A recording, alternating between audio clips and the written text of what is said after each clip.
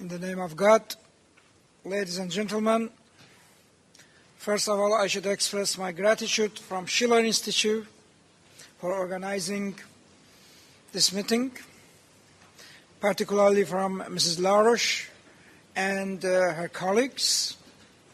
Secondly, I should appreciate and admire the informative speech of Mrs. LaRouche, which exempted me from part of what I wanted to tell. And I don't want to repeat all those things. The topic of my speech is the global consequences of instability in the Middle East, which is in continuation of what Mrs. LaRouche mentioned. Before going to the content of what I want to say, first of all, we should understand what is Middle East. Because according to classical texts, Middle East briefly is Arab world plus Iran. And according to some categories, Turkey also is included in Middle East.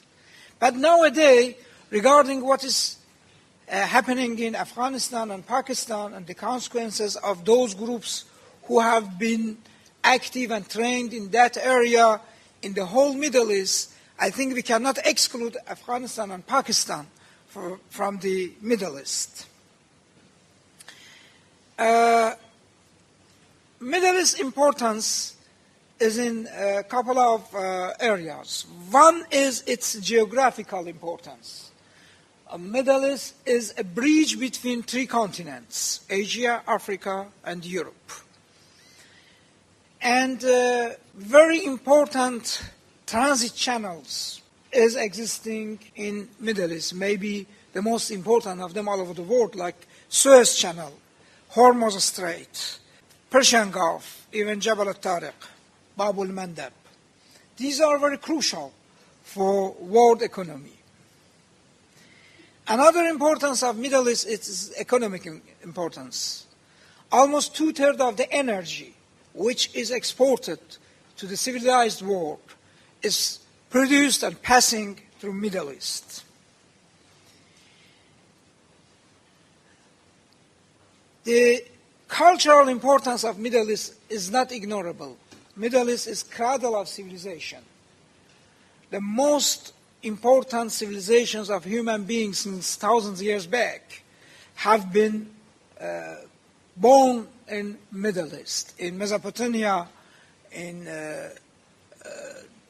Iran, in various countries of Middle East. And last but not least, its political importance, because nowadays, and since 20th century, the most crucial crisis, political crisis all over the world, were stemmed from Middle East. Now, after this brief introduction, I want to point out to the coming points: the root causes of instability in the Middle East, global and regional consequences of instabilities, double standard behavior, and pointing out to three important issues which nowadays in Middle East is the concern of the global intellectuals: Syrian crisis, Gaza conflict, and Iranian nuclear issue. Middle East is the origin of many religions and civilizations. All Abrahamic religions are based on peace, and for centuries, followers of different religions have been living peacefully with each other in Middle East. It is interesting for all of you to know that during the Crusade War, all Christians, Jews, and Muslims were together for defending Jerusalem and Beit al-Muqaddas from the invaders of those days, Europeans. So actually the Crusade War was not a religious war, because in the Middle East, all religions were defending from their identity, their civilization, and their land.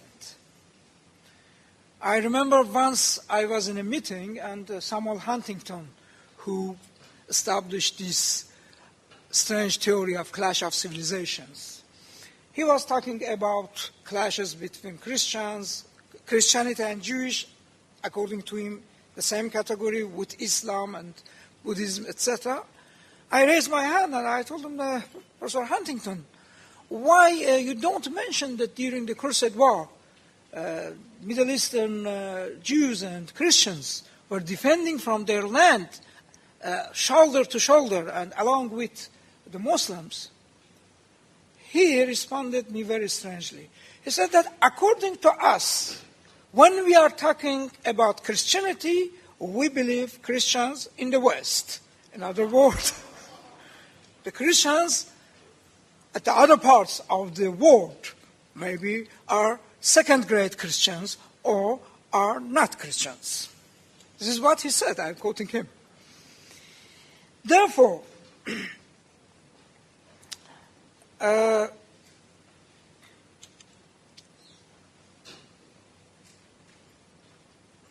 the atmosphere, the historical and cultural atmosphere, original historical and cultural atmosphere of Middle East is not competence with clashes and crisis, or rather, it is competence with peace. But why it did not occur?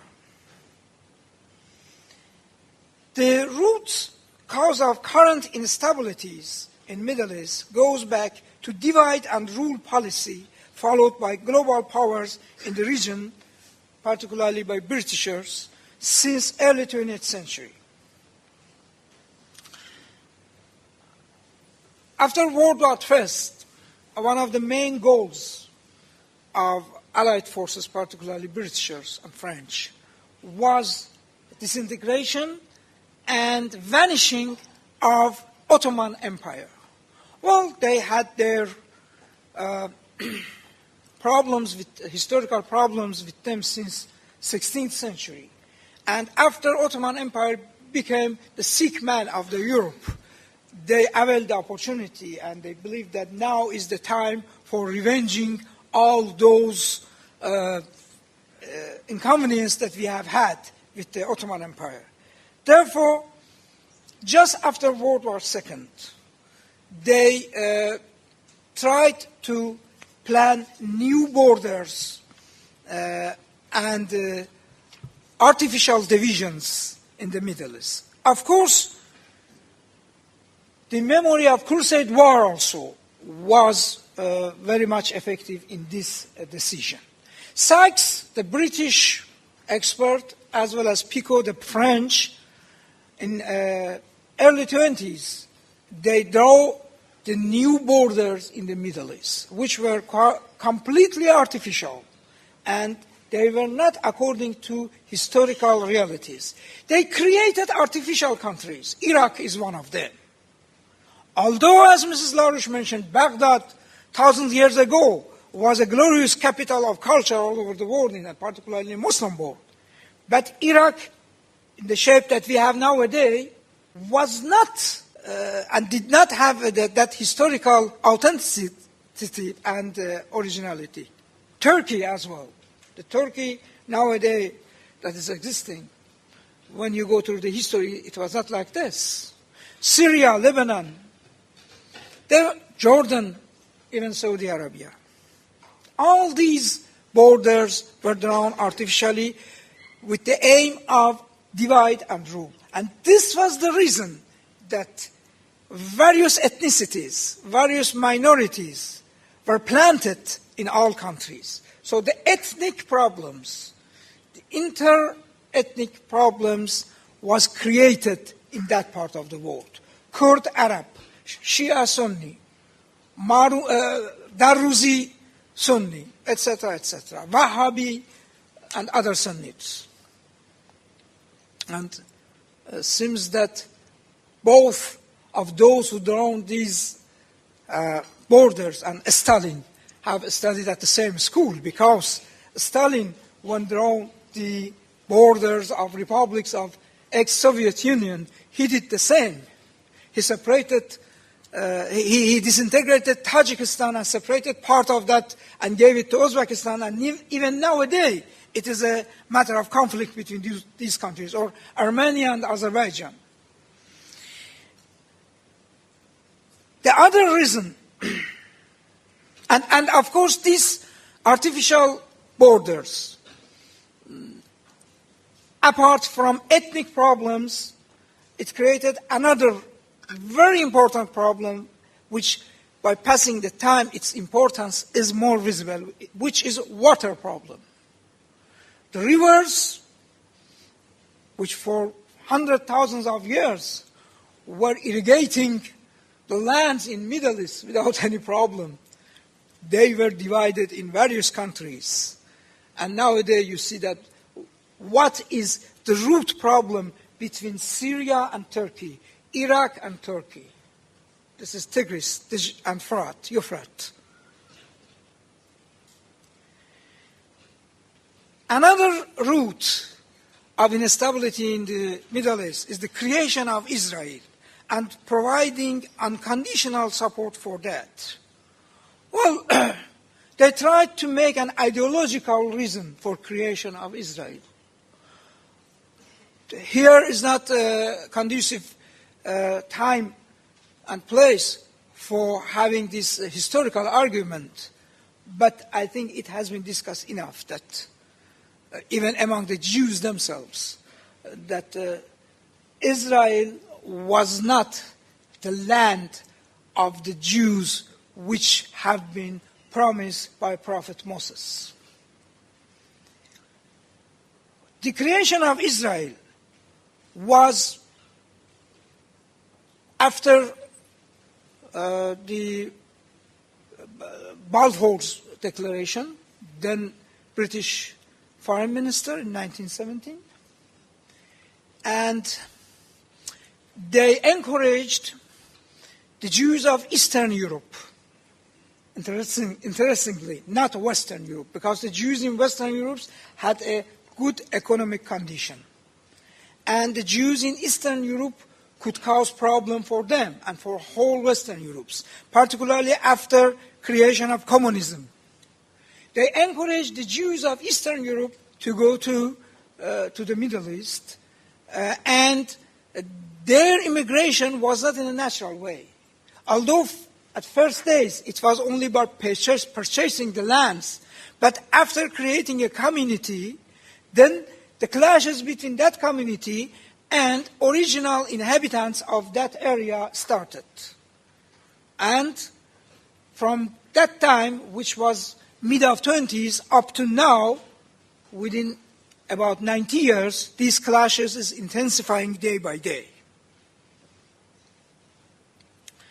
Another route is supporting of corrupted and inefficient dictatorship governments in the Middle East.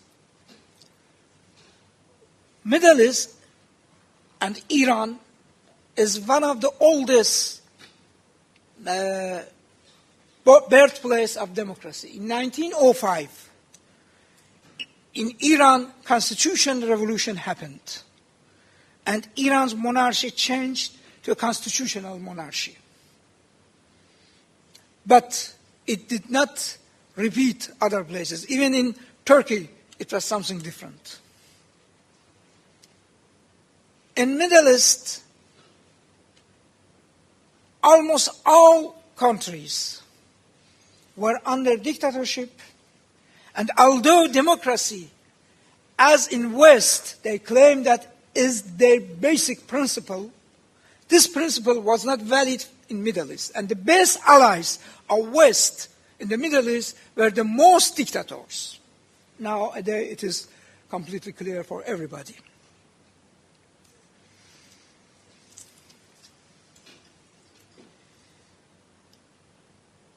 And the Western powers, for a while Britishers and then Americans, and of course French, they did their best for appeasing of democracy voices and independent voices in the whole Middle East. If you go to the contemporary history, you can find a lot of instances regarding that. Even Soviet Union, which wanted to have a rivalry with then West, and they wanted also to have a presence in the Middle East. They supported dictators, and they did not support any democracy. Interestingly, they supported those regimes who have massacred Communist Party members in their countries, like Iraq and Syria. They supported Ba'ath Party. Ba'ath Party is a party with a specific ideology, but supported by Westerners. The architecture of Ba'ath was Michel Aflaq, a Christian Syrian who has been studying in France. And Ba'ath Party always was supported both by Soviet Union and Westerners. It's really irony. Another route is intervention and occupation to control natural resources. Because as I told, the majority of oil production in the world is in Middle East. In other words, Middle East is like a heart of the body. Heart of body is pumping blood. And Middle East is pumping fuel to the economy. And for the Western countries, having control on natural sources, on energy sources in the Middle East was very crucial.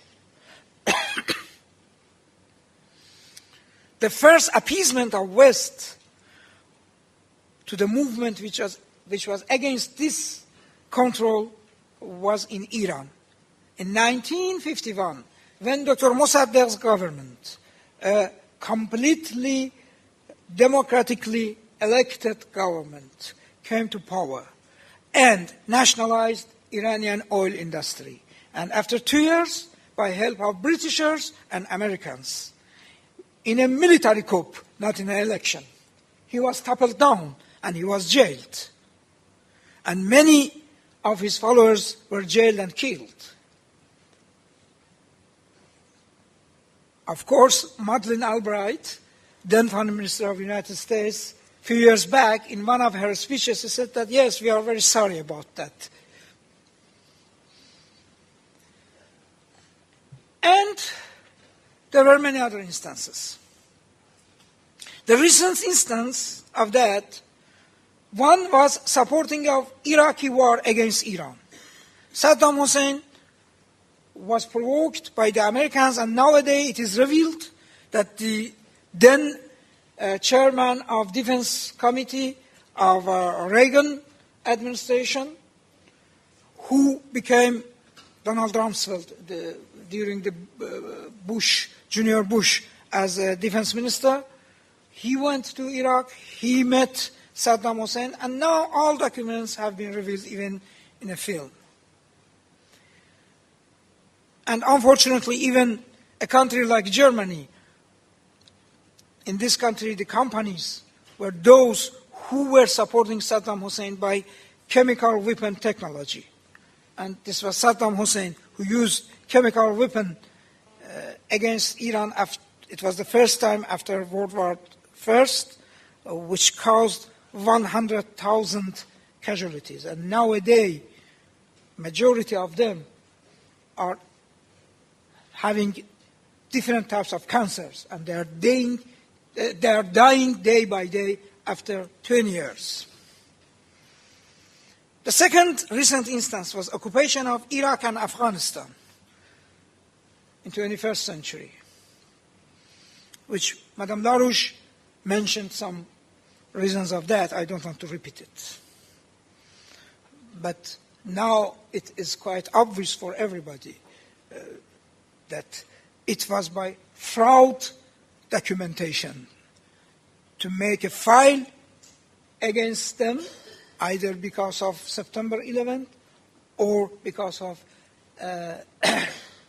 so-called alleged mass destruction weapons in Iraq, and this tragedy happened, which caused about 1 million casualty of indigenous and local people.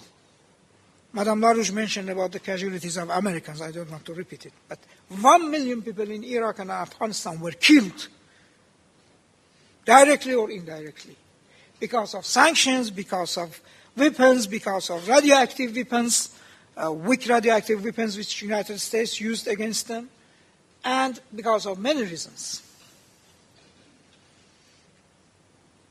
The other root cause is supporting of sectarian and separatist groups. As I mentioned, due to the artificial borders, ethnic groups were puzzled together. And these ethnic problems were provoked and were fueled. Supporting extremist groups, as an example, the British, who were very much helpful and supporter of creation of Wahhabism or Salafism in 19th century.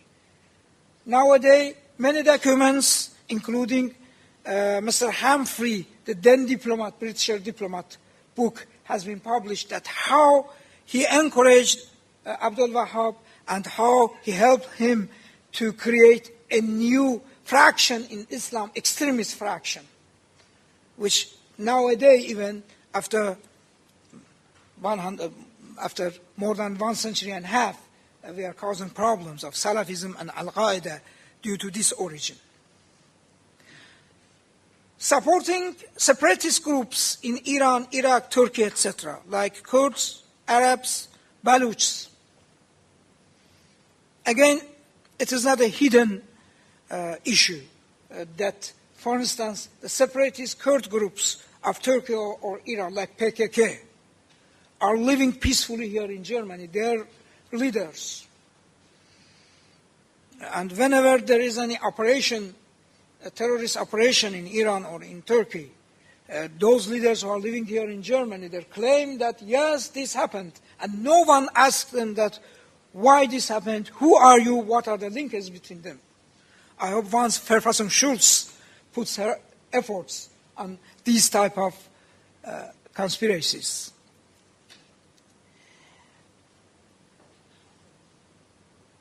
And recently, the creation of concept of Shia crescent, a new manifestation of divide and rule to abuse religious differences. You recall a few years back, first of all, King Abdullah, the king of Jordan, said that, look, this is a big danger that Shia who are living from Lebanon to Syria, Iraq, part of Saudi Arabia, Yemen, Iran, Bahrain, Pakistan, Afghanistan, this is like a crescent, and this crescent is the real cause of instability and war in the region. This was the first time that he mentioned. Ironically, King Abdullah's ancestors were Shia. This was supported by Saudi Arabia. Although Saudi Arabia apparently had a warm diplomatic relation with Iran, the biggest, largest Shia country. But in the cases which we could agree very easily, like Lebanon civil war or Iraq civil war, they, due to this phobia, I call it phobia of Shia crescent, they refrained from any kind of reconciliation. And you see what is now the situation in the region. And one of the most important reasons of instability of Middle East is double standard behaviors. Double standard behaviors of West. Well, the values are the same. When you believe that democracy or human right is a value, this is not confined in certain countries. Human rights in every country should be a value, should be respected, and violation against that should be protested. Now I'm asking you, beheading of those who have been accused because of criminals, or cutting the hands, according to Western norms, definitely is against human rights, is against this value. But the best ally of the West in our region is beheading people. Of course, I don't recommend you to look to this Twitter episode. Once in Twitter was a film that a Malaysian woman, she was a maiden in Saudi Arabia, working for a Saudi family. It was alleged that she has killed her master. She was beheaded in one of the city's square, and the helicopter took her hand, flight around the city to show it to the people to learn lesson. It was in Twitter. And no one in any of Western countries did not say any word. This is a double standard. But when someone in a country which is not in agreement with West is taken to the jail, all human rights centers allege many things, right or wrong. Democracy is a universal value. Everybody likes democracy. Even Islam is completely in accordance with democracy. But ironically, we see that the money of the countries who have not even tasted democracy and never let democracy to rise in their country are paying money for the opposition in Syria for protection of democracy, and this money is paid by instruction of Western countries who alleged and claimed that they want to prevail democracy in Syria. It is really a joke. Once in one of the conferences like this, I mentioned that in 21st century we are witnessing two very, very funny and funniest jokes. One is that Israel, with 300 nuclear warhead, is concerned about Iranian nuclear activity, which doesn't have even one small weapon, and no one has claimed it.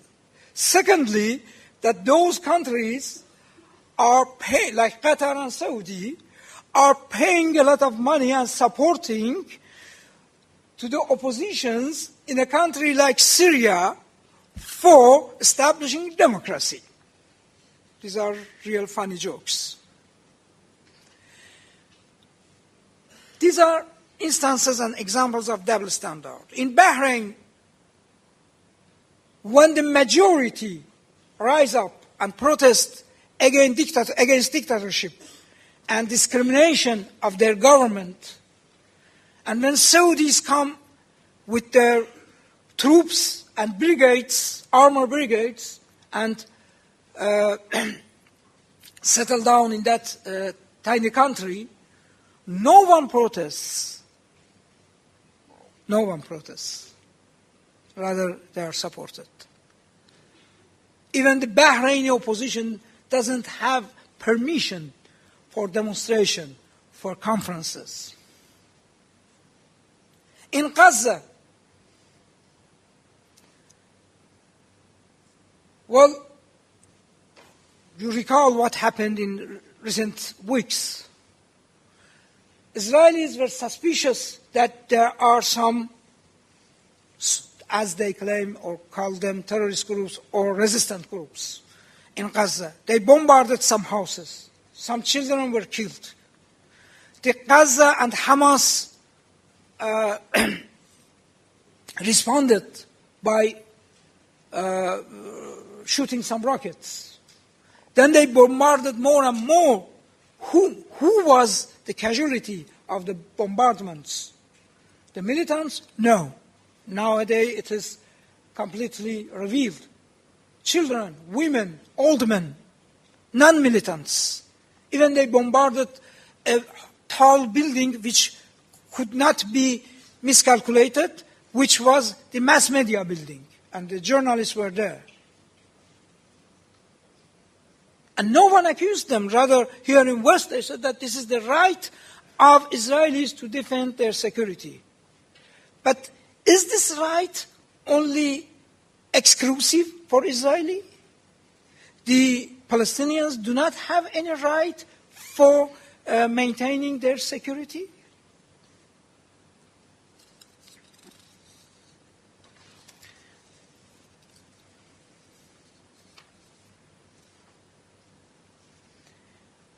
What is happening in Syria now? I will come to that, but as an example of double standard. Supporting and arming of extremist groups, which most of them are foreigners. You know, right now, according to authentic documents, more than 5,000 mercenaries, foreigner mercenaries, are fighting inside Syria under the brand of Al-Qaeda or jihadists, because jihadists, to some extent, are different from Al-Qaeda. And they are armed and supported financially by those countries which I mentioned and by Westerners. In that case, jihadism or Al-Qaedism is not bad. It should be admired. But in the United States or in Europe, anyone who has long beard should be arrested because he is suspected to be Al-Qaeda. Of course, I don't want to defend long beard. My beard is not long. And even I don't want to defend of those who have been arrested. I don't want to have any intervention in this regard. But I'm telling about double standards. Well, these were the root causes of problems in the Middle East. Now, what is the consequences of divide and rule strategy? Accumulation of regional conflicts. Most of past conflicts created by colonial powers since World War II have not been yet resolved, and new ones have been created. Like Palestinian conflict, Lebanese conflict, Kurdish crisis, Afghanistan civil war, and now Syrian civil war, Pakistan instability, Yemeni situation. This is the accumulation of crisis. Secondly, long-term rule of corrupted dictatorships. Global powers support dictatorships to keep their interests. And this is a real shame.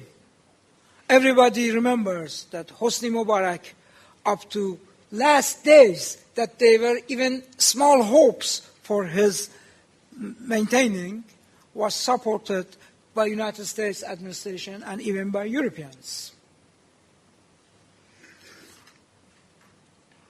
Another consequence is accumulation of social, political, and economic problems. Mrs. LaRouche mentioned some figures, but there are much more than that, about the poverty, illiteracy, and social backwardness in the Middle East. You can compare Afghanistan. Even in Saudi Arabia, which is a very rich country, the differences between classes. In Yemen, which is a very poor country. And this is accumulating. In Egypt, loss of life of millions of people in internal and regional conflicts. As I told you, in Iraq and Afghanistan, 1 million people approximately have lost their lives. Apart from them are injuries, disabled, etc., etc. Billions of dollars cost for region and West these instability of the region. Widespread frustration. This frustration is a real dangerous phenomena, according to the experts, sociological and psychological experts' views. The major reason of extremism and joining of young generation to extremism is frustration, is being hopeless, losing the hope of the future. And this is as a reality which is happening there. Why in Libya, which was ruled by a very strong dictator like Gaddafi, nowadays you see the Al-Qaeda and extremism is getting power? What happened to American ambassador? Or what happened to Iranian doctors? Well, of course, due to the emperor of mass media, the taking hostage of Iranian doctors, 7 Iranian medicine doctors who were there for helping poor people in the Libya after those internal conflicts were taken hostage by pro-Al-Qaeda groups. And it was not reported by mass media, it was censored. Why it is happening in Libya? Who could imagine that in Libya, which is not a poor country, extremism is created and is growing? This is because of the frustration of young generation. They were frustrated during Gaddafi regime. They were more frustrated after his collapse and after invasion of Westerners there. Another consequence of this, which is not mentioned here, well, you know, in recent years, the unipolar system, which was invented by Blair and Bush after collapse of Soviet Union, nowadays, this theory is defeated, is not acceptable anymore. And emerging powers are coming to the scene. One of them is Russia itself. The other one is China. Of course, there are others like India. These emerging powers, they are not only economic powers. Rather, they want their share in political arena, in political scene. You see what is happening in United Nations regarding Syria. I'm sure not Russia nor Chinese are not lover of Syrians. Even they are not lover of Bashar Assad. Now they have defined new interests for themselves. And this is another consequence, that emerging powers, by definition of new interests for themselves, may intensify the conflicts.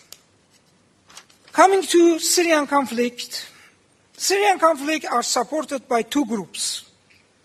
Old colonial powers, namely UK, France, and United States, and their regional sectarian and ambitious allies, Saudi Arabia and Qatar, who are sectarians, and Turkey, which is an ambitious emerging power.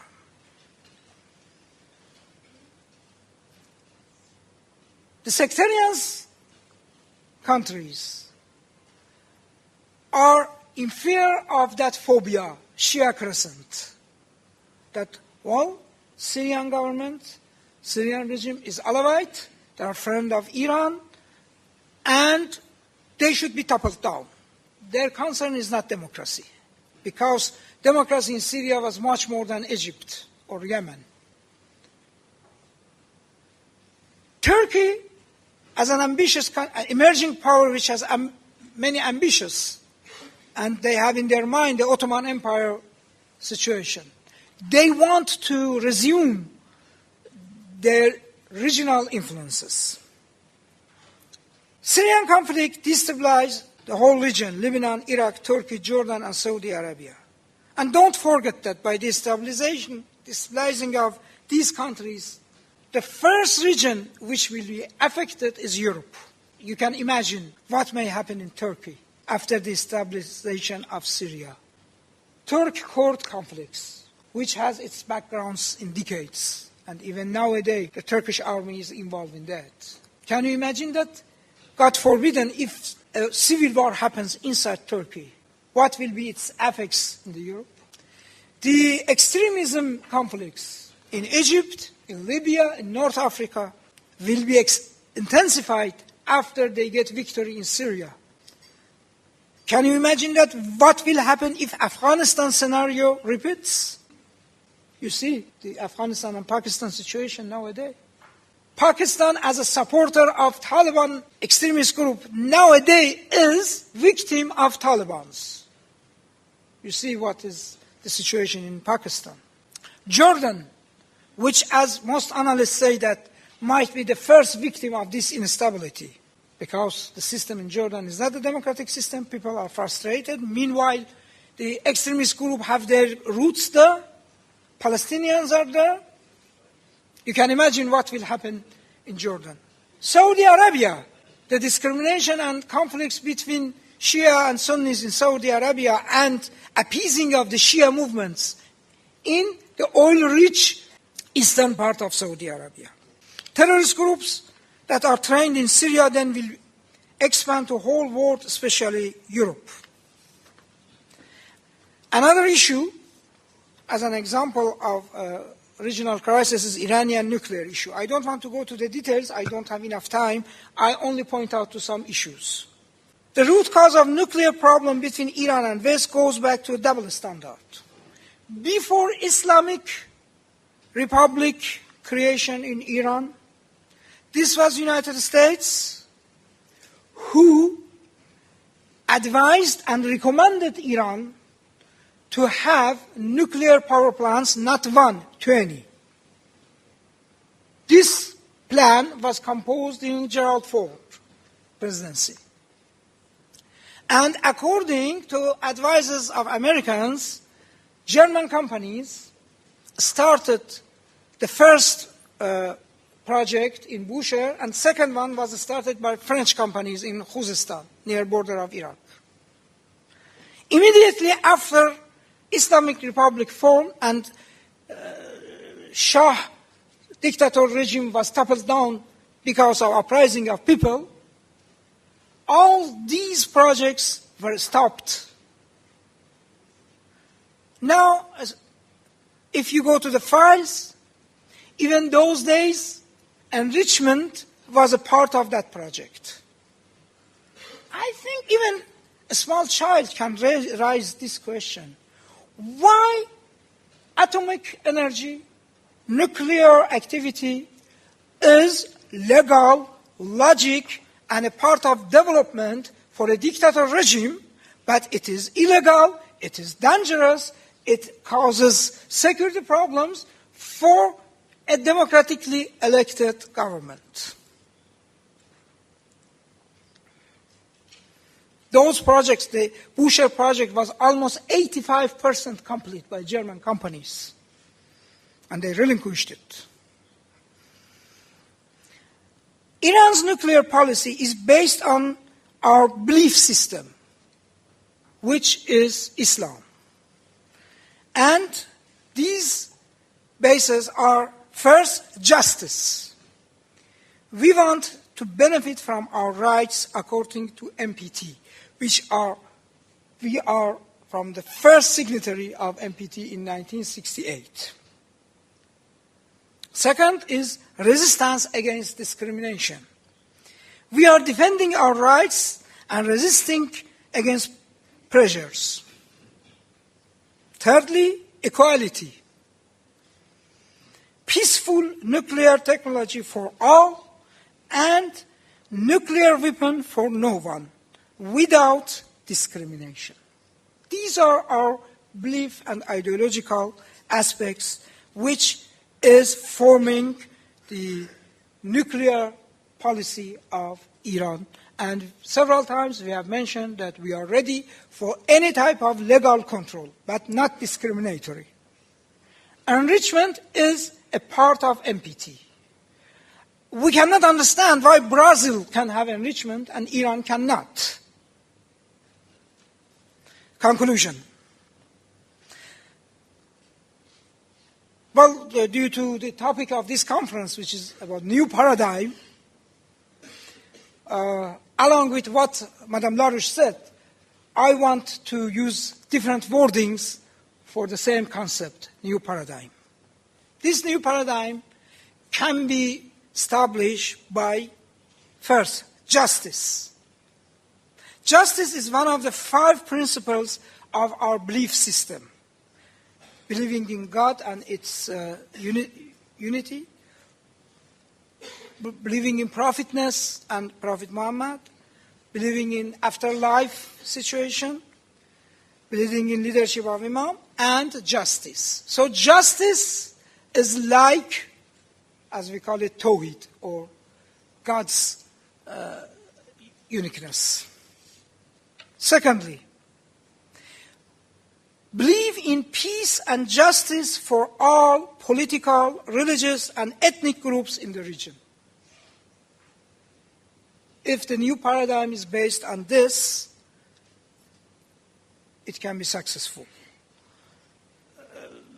There should not be any discrimination regarding justice, human rights, democracy, development among religious, ethnic groups and different countries. The values are human being values. They are not Western values. They are not ethnic values. They are not national values. These are human being values, and there should not be any discrimination on that.